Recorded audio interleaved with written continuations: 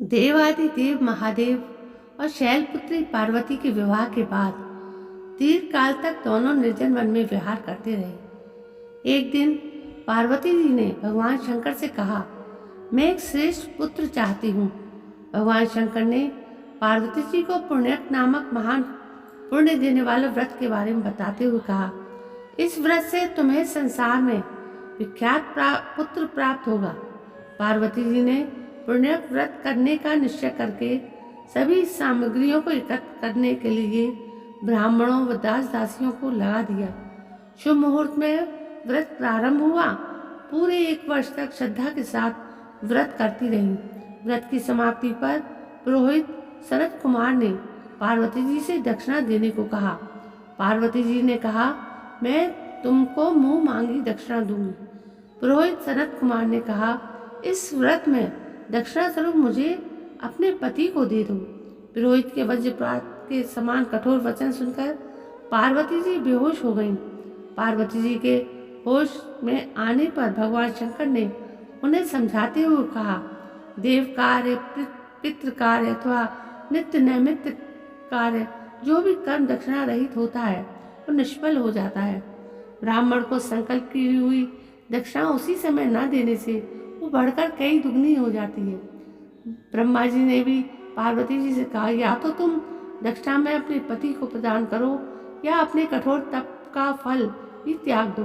पुरोहित सनत कुमार ने भी पार्वती जी से कहा, दक्षिणा न मिलने पर मैं तुम्हारे समस्त कर्मों का फल प्राप्त कर लूंगा।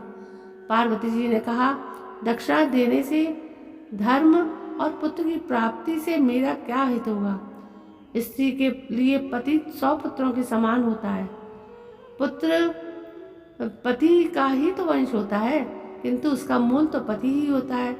मूलधन के नष्ट हो जाने पर तो सारा परिवार ही विनष्ट हो जाएगा।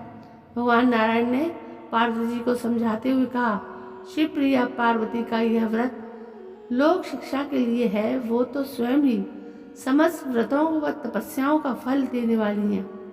शिवे, इस समय तुम अपने पति महादेव को दक्षिणा में देकर अपना व्रत पूरा करो। गौओं की भांति शिव भी विष्णु के शरीर हैं, अतः तुम पुरोहित को गौमूल्य देकर अपने पति को लौटा लेना। पार्वती जी ने हवन की पूर्णाहुति की और अपने प्राणनाथ शिव को पुरोहित को दक्षिणा रूप में दे दिया।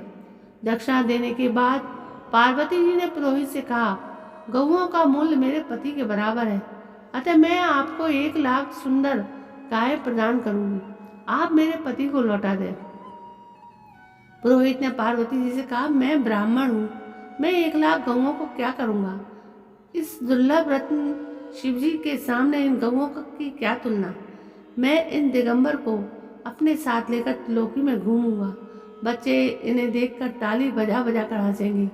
कोमल हृदय पार्वती जी पुरोहित की बात सुनकर बिना जल की मछली की भांति छटपटाने लगी। पार्वती जी सोचने लगी, मैंने ये कैसी मूर्खता की। पुत्र के लिए 1 वर्ष तक पुण्य व्रत करने में इतना कष्ट भोगा, पर फल क्या मिला। पुत्र तो मिला ही नहीं, पति को भी खो बैठी। जब पति के बिना पुत्र कैसे होगा।